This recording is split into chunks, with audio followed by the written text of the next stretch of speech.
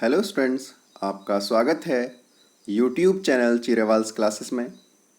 मैं engineer Kamal Kumar, lecturer mechanical engineering. और जो हमारा क्रम चल रहा है एमसीक्यू टाइप क्वेश्चंस का विद एक्सप्लेनेशन, उसी क्रम में आज हम ये हमारी तीसरी वीडियो है। और इस वीडियो में हमने चैप्टर को कवर किया है मोमेंट, घूर्ण।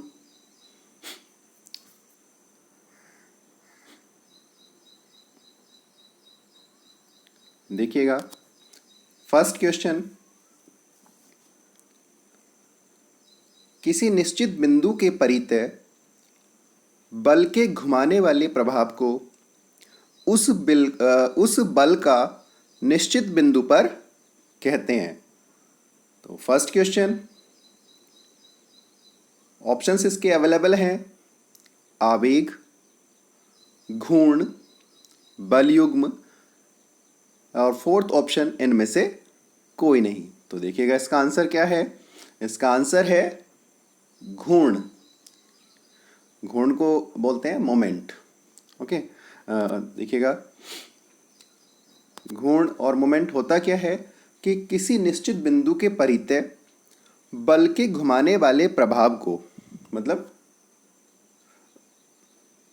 उस बल का निश्चित बिंदु पर घूर्ण कहते हैं। ओके, क्लियर कि किसी निश्चित बिंदु के परितः बल के घुमाने वाले प्रभाव को उस बल का निश्चित बिंदु के परितः घूर्ण कहते हैं।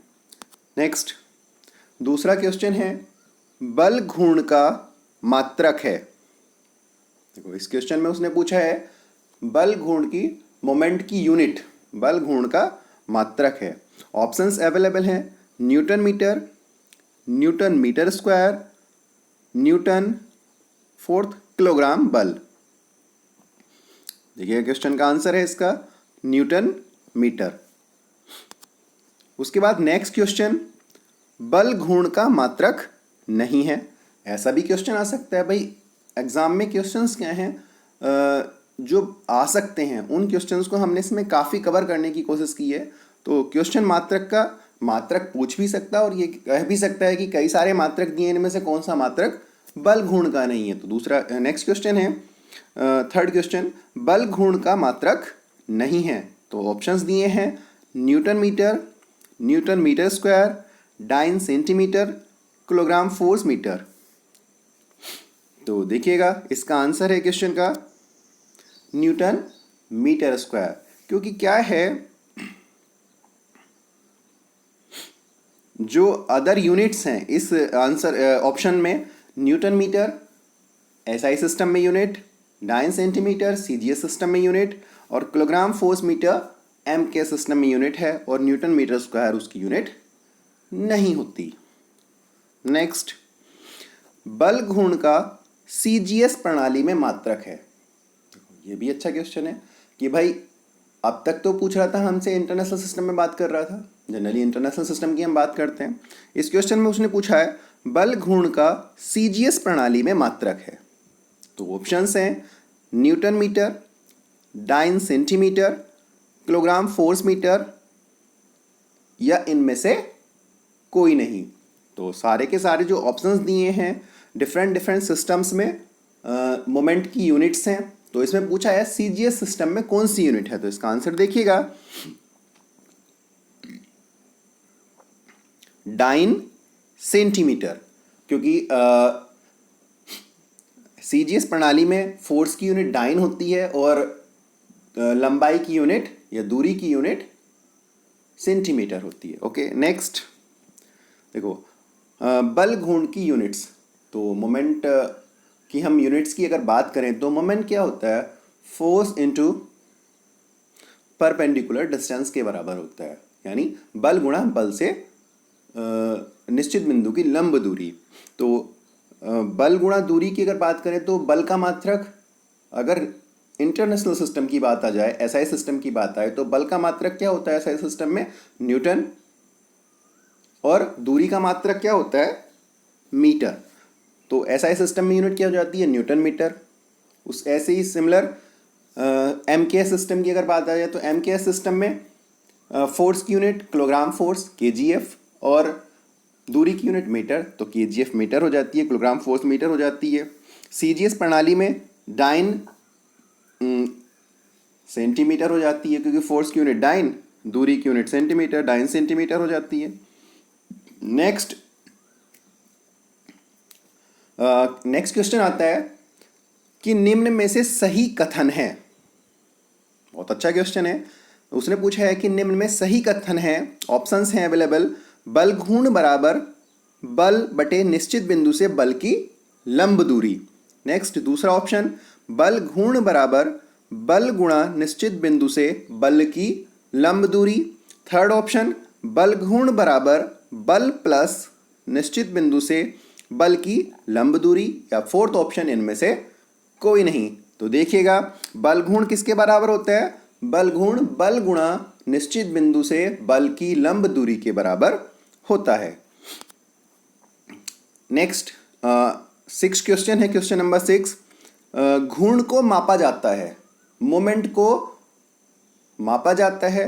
तो मोमेंट को मापने के लिए ऑप्शंस दिए हैं उसने कि बल युग्म द्वारा, बल घूर्ण द्वारा, उपरोक्त दोनों द्वारा, या इनमें से कोई नहीं। तो देखिएगा इसका आंसर बल घूर्ण द्वारा, मोमेंट ऑफ फोर्स द्वारा। नेक्स्ट 7 क्वेश्चन है, बल तथा बल की निश्चित बिंदु से लंब दूरी का गुणनफल कहलाता है। क्या ऑप्शन है? बल तथा बल की निश्चित बिंदु से लंब दूरी का गुणनफल कहलाता है। ऑप्शंस अवेलेबल हैं, आवेग, बल युग्म, बल घूर्ण, या इनमें से कोई नहीं। ठीक है, बिल्कुल अभी जैसे पिछला वाला कि हमने अभी क्वेश्चन पढ़ा है, उसका आंसर था जो कथन निम्न में कथन में सही है, सत्य वाला, कि बल घूर्ण बराबर बल गुणा बल की निश्चित बिंदु से लंबवत दूरी। सेम इसने यहाँ भी यही ऑप्शन दे दिया है कि बल तथा बल की निश्चित बिंदु से लंब दूरी का गुणनफल होता है। तो ऑप्शंस में है आवेग, बल युग्म, बल घूर्ण, इनमें से कोई नहीं। तो आंसर इसका क्या हो जाएगा? बल घूर्ण हो जाएगा, है ना। देखिएगा, इसकी एक्सप्लेनेशन की अगर हम बात करें तो बल घूर्ण, मोमेंट ऑफ फोर्स, होता क्या है कि जो हमने किसी पिंड को घुमाने का जो प्रभाव होता है उसको हम कहते हैं घूर्ण। और घूर्ण को, उस प्रभाव को, कि वो प्रभाव कितना, उस प्रभाव को मेजर करने के लिए, मापने के लिए मोमेंट ऑफ फोर्स के द्वारा का प्रयोग किया जाता है। मोमेंट ऑफ फोर्स की हेल्प से उसको मापा जाता है। और मोमेंट ऑफ फोर्स बल आघूर्ण बराबर होता है फोर्स इनटू जिस पॉइंट के परितः हम बात कर रहे हैं उसको घुमाने की, तो उस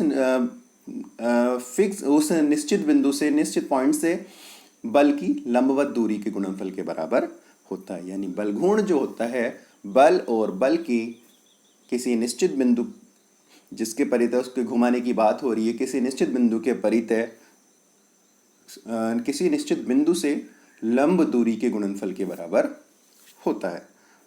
okay, clear. Next question number 8 आ जाता है कि कोई बल अपनी क्रिया रेखा पर स्थित बिंदुओं पर, ब्लैंक दे दी स्पेस, गति ही उत्पन्न करता है।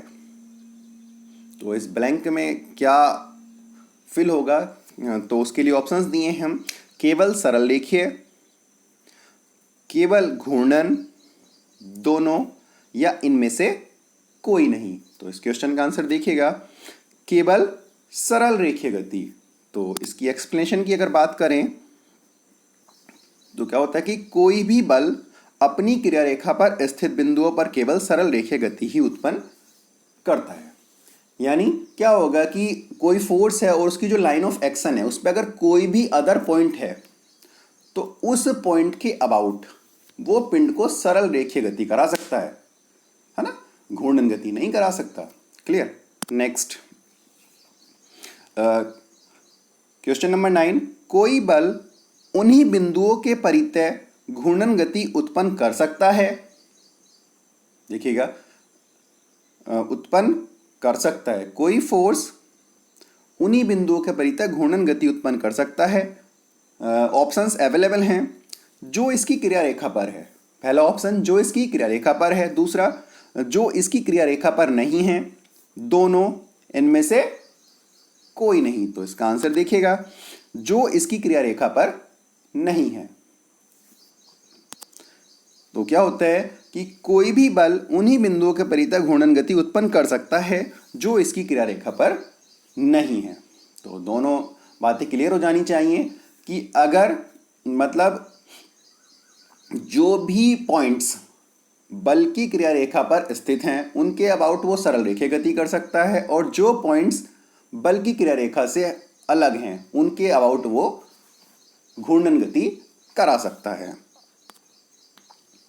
Next question, question number 10। वे घूर्ण जो पिंड को प्रदक्षिण घुमाने का प्रयास करते हैं।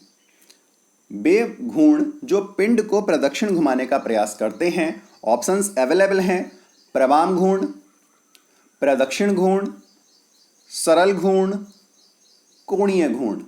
तो देखिएगा आंसर क्या है इस क्वेश्चन का, प्रदक्षिण घूर्ण। उसके बाद प्रवाम घूर्ण पिंड को घुमाने का प्रयास करते हैं। नेक्स्ट क्वेश्चन, प्रवाम घूर्ण पिंड को घुमाने का प्रयास करते हैं। ऑप्शंस प्रदक्षिण, कोण पर, प्रवाम या इनमें से कोई नहीं। तो आंसर देखिएगा प्रवाम।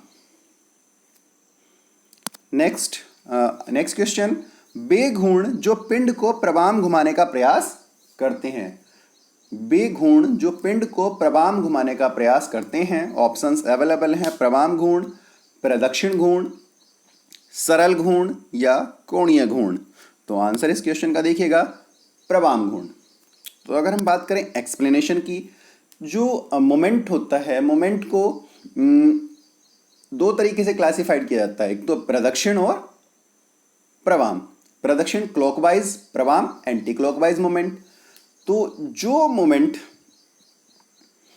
पिंड को क्लॉकवाइज घुमाने की कोशिश करेगा, मतलब जो मोमेंट पिंड को क्लॉकवाइज घुमाने की कोशिश करेगा उसको हम बोलेंगे क्लॉकवाइज मोमेंट या प्रदक्षिण घूर्ण, और जो मोमेंट पिंड को एंटी क्लॉकवाइज घुमाने की कोशिश करेगा उसको हम बोलेंगे एंटी क्लॉकवाइज मोमेंट या प्रवाम घूर्ण बोलेंगे। और जनरली हम क्या करते हैं, जो मेजरमेंट होता है, जो सिंबल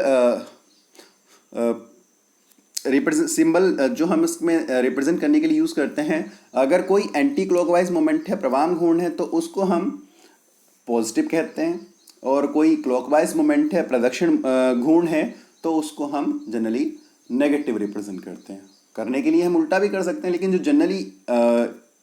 जनरली यूज़ किया जाता है, प्रवाम को पॉजिटिव और प्रदक्षिण को नेगेटिव माना जाता है।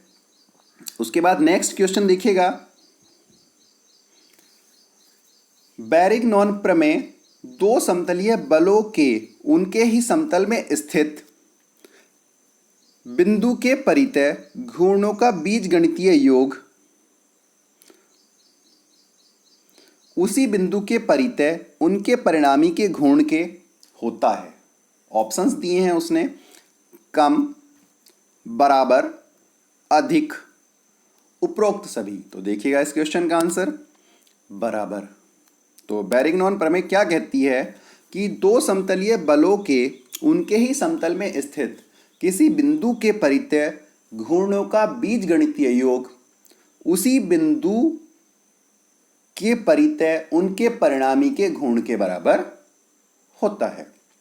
तो नेक्स्ट क्वेश्चन देखिएगा, घूर्णों के सिद्धांत के अनुसार, घूर्णों के सिद्धांत के अनुसार ऑप्शंस अवेलेबल हैं, प्रदक्षिण घूर्णों का योग प्रवाम घूर्णों के योग के बराबर, प्रदक्षिण घूर्णों का योग प्रवाम घूर्णों के योग से कम, प्रदक्षिण घूर्णों का योग प्रवाम घूर्णों के योग से अधिक, या इनमें से कोई नहीं। तो देखिएगा इस क्वेश्चन का आंसर कि प्रदक्षिण घूर्णों का योग प्रवाम घूर्णों के योग के बराबर होता है।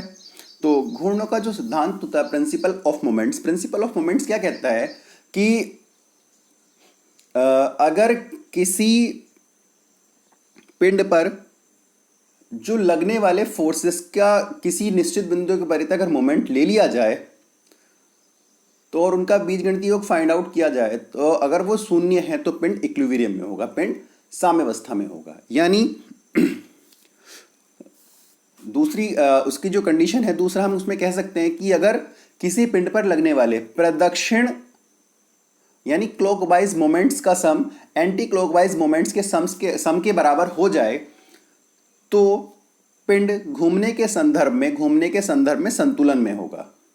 ठीक है, तो घूमने के संदर्भ के संतुलन के लिए क्या होना चाहिए कि किसी पॉइंट के अबाउट पिंड पर लगने वाले सभी बलों के आघूर्णों का बीजगणितीय योग शून्य होना चाहिए, यानी sigma m is equal to 0 होना चाहिए। नेक्स्ट क्वेश्चन, सरल लीवर का लीवर लाभ ऑप्शंस हैं प्रयास भुजा गुणा भार भुजा, प्रयास भुजा प्लस भार भुजा, प्रयास भुजा बराबर भार भुजा, या फोर्थ ऑप्शन है प्रयास भुजा बटे भार भुजा। तो इसका आंसर है देखिएगा प्रयास भुजा बटे भार भुजा, क्योंकि घूर्णन के सिद्धांत की जो एप्लीकेशंस हैं, प्रिंसिपल ऑफ मोमेंट्स की जो एप्लीकेशंस हैं, उनमें सबसे पहले आते हैं lever, simple lever. Simple lever क्या होते हैं कि उनमें एक तरफ बोझ को रखा जाता है, एक तरफ प्रयास लगा के किसी, और बीच में एक टेक के सहारे वो आलंब पर टिके होते हैं, और एक तरफ बोझ को रख के दूसरी तरफ प्रयास की सहायता से किसी बोझ को उठाया या हटाया जा सकता है। तो जिधर की तरफ बोझ लगा होता है उसको बोझ भुजा बोलते हैं। आलंब से बोझ तक की दूरी भार भुजा, आलंब से प्रयास तक की दूरी प्रयास भुजा कहलाती है। तो इनका लीवर लाभ निकालने के लिए प्रयास भुजा बटे बाहर भुजा सिंपल लीवर का लीवर लाभ निकालने के लिए प्रयोग किया जाता है। उसकी दूसरी एप्लीकेशन होती है स्टील यार्ड। स्टील यार्ड पुराने जो तोलने की मशीन होती थी, जो आपने पुराने टाइम में देखी होंगी, स्टील यार्ड का उनमें प्रयोग किया जाता था तोलने के लिए, है ना। रेलवे स्टेशनों पे होती थी, माल गोदामों में होती थी, या फिर कहीं भी आपने ऐसी जगह देखी होंगी जहाँ पे कुछ वेट को तोला जाता था। तो उसके लिए हम स्टील यार्ड का प्रयोग करते थे। नेक्स्ट आता था लीवर सुरक्षा वाल्व। लीवर सेफ्टी वाल्व का प्रयोग बॉयलर में किया जाता है। बॉयलर में क्या होता है कि स्टीम बनती है तो प्रेशर टेम्परेचर काफ़ी होता है, तो हाई जब बॉयलर को क्या होता है कि स्पेसिफिक प्रेशर को, मतलब एक प्रेशर को सहन करने के लिए बनाया जाता है। जब प्रेशर उससे अधिक हो जाता है तो लीवर सेफ्टी वाल्व क्या करता है, उस प्रेशर को रिलीज कर देता है बाहर और बॉयलर को फटने से बचाता है। Next, bell crank lever. Bell crank lever एक ऐसा लीवर होता है जिसमें दो आर्म्स होती हैं और दोनों आर्म एक दूसरे से 90 डिग्री पर समकोण पर जुड़ी होती हैं, है ना। और उसकी एक तरफ भार को लटकाया जाता है, एक तरफ प्रयास को लटकाया जाता है। नेक्स्ट, अगला क्वेश्चन है यौगिक लीवर का लीवर लाभ। तो ऑप्शंस अवेलेबल हैं, पहले लीवर का लीवर लाभ माइनस दूसरे लीवर का लीवर लाभ, पहले लीवर का लीवर लाभ गुणा दूसरे लीवर का लीवर लाभ। तीसरा ऑप्शन है पहले लीवर का लीवर लाभ बटे भाग दूसरे लीवर का लीवर लाभ, या इनमें से कोई नहीं। तो देखिएगा आंसर पहले लीवर का लीवर लाभ गुणा दूसरे लीवर का लीवर लाभ। क्या होता है, कंपाउंड लीवर क्या होते हैं, जो यौगिक लीवर होते हैं वो एक या एक से अधिक, दो या दो से अधिक, एक नहीं कहना चाहिए, एक वाला तो सिंपल लीवर हो ही गया। कंपाउंड लीवर दो या दो से अधिक सिंपल लीवरों को जोड़कर बनाया जाता है ना। इनको क्यों बनाते हैं हम, कि अधिक लीवर लाभ प्राप्त करने के लिए। अधिक लीवर लाभ प्राप्त करने से क्या होगा कि कम एफर्ट से अधिक बोझ को उठाया जा सकता है। तो यौगिक जो कंपाउंड लीवर है उसका लीवर लाभ कितना हो जाएगा, उसका लीवरेज कितना हो जाएगा, जितने उसमें हमने लीवर यूज किए हैं, चाहे वो 2 हैं, चाहे वो 3 हैं, चाहे वो 4 हैं, तो सबका अलग अलग हम लीवर लाभ फाइंड आउट करेंगे और सबका आपस में मल्टीप्लाई कर देंगे। तो कंपाउंड लीवर का लीवर लाभ हमें मिल जाएगा। यानी कंपाउंड लीवर या यौगिक लीवर का लीवर लाभ बराबर होता है पहले लीवर का लीवर लाभ गुणा दूसरे लीवर का लीवर लाभ गुणा तीसरे लीवर का लीवर लाभ गुणा एंड सोन्स, जितने भी लीवर लगे हुए हैं। ठीक, नेक्स्ट, किसी पिंड पर लगने वाले दो समान समांतर तथा विपरीत बल बनाते हैं। ऑप्शंस बल घूर्ण, बल युग्म, सरल युग्म, इनमें से कोई नहीं। तो देखिएगा इस क्वेश्चन का आंसर बल युग्म। एक्सप्लेनेशन क्या कहती है कि किसी बल युग्म क्या होता है कि किसी पिंड पर लगने वाले दो समान समांतर तथा विपरीत बल एक बल युग्म बनाते हैं। तो देखिएगा कोई भी बॉडी है, उसके ऊपर दो पैरेलल फोर्सेस हैं, दो समांतर बल लगे हुए हैं, है ना, और दोनों का जो मैग्नीट्यूड है वो भी समान है और जो उनकी दिशा है वो भी समान है। तो वो क्या करेंगे, एक कपल बनाएंगे, बल युग्म बनाएंगे। ठीक, नेक्स्ट क्वेश्चन आता है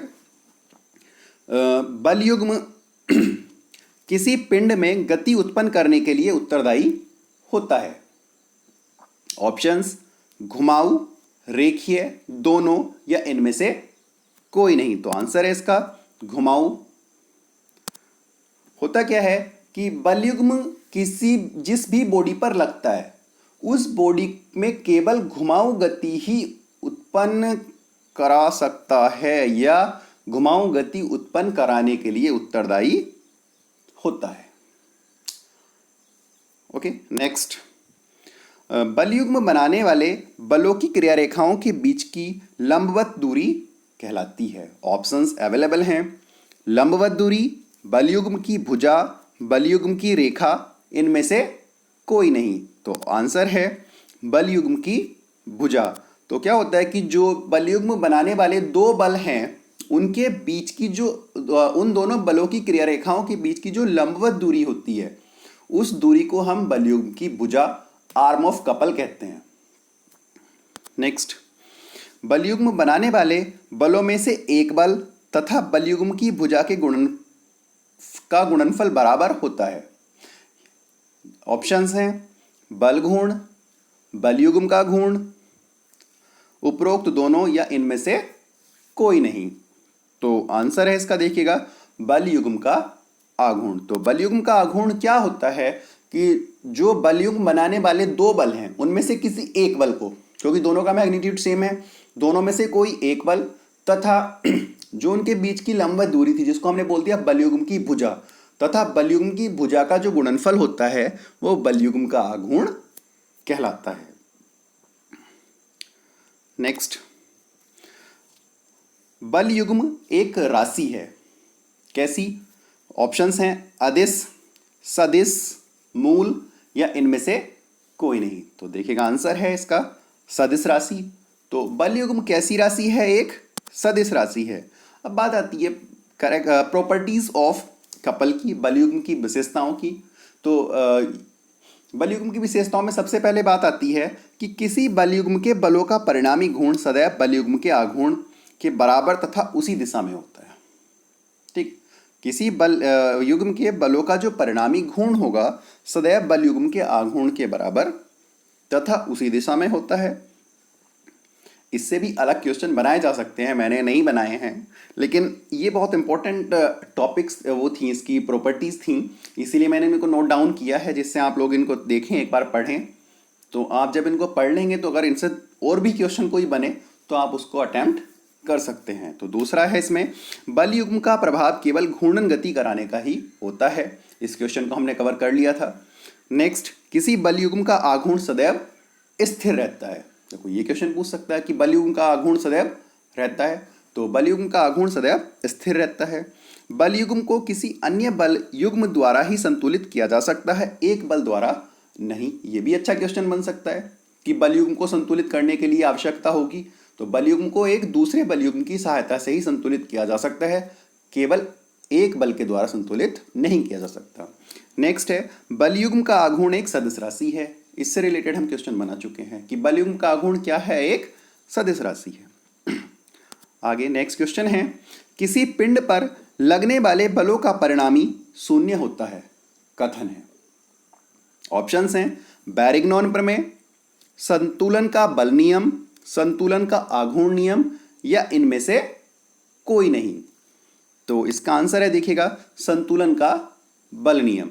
तो संतुलन का बल नियम के बाद नेक्स्ट क्वेश्चन आता है इसमें किसी पिंड पर लगने वाले सभी बलों का, किसी पिंड पर लगने वाले सभी बलों का उनके ही तल में किसी बिंदु के परितः घूर्णों का बीजगणितीय योग शून्य होता है कथन है।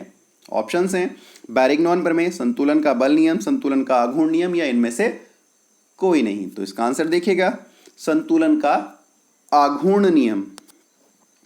नेक्स्ट, संतुलन के सामान्य प्रतिबंधों के अनुसार क्या होना चाहिए? ऑप्शंस हैं सिग्मा एच 0 होना चाहिए, सिग्मा बी 0 होना चाहिए, सिग्मा एम 0 होना चाहिए, या फिर दूसरा option sigma H 1, sigma V 1, sigma M बराबर 0, या तीसरा option sigma 0, sigma V 0, sorry sigma H 0, sigma V 0 और सिग्मा एम 1 या इनमें से कोई नहीं। तो संतुलन के सामान्य प्रतिबंधों के अनुसार आंसर इसका हो जाएगा सिग्मा एच बराबर 0, सिग्मा बी बराबर 0, सिग्मा एम बराबर 0। तो बात आती है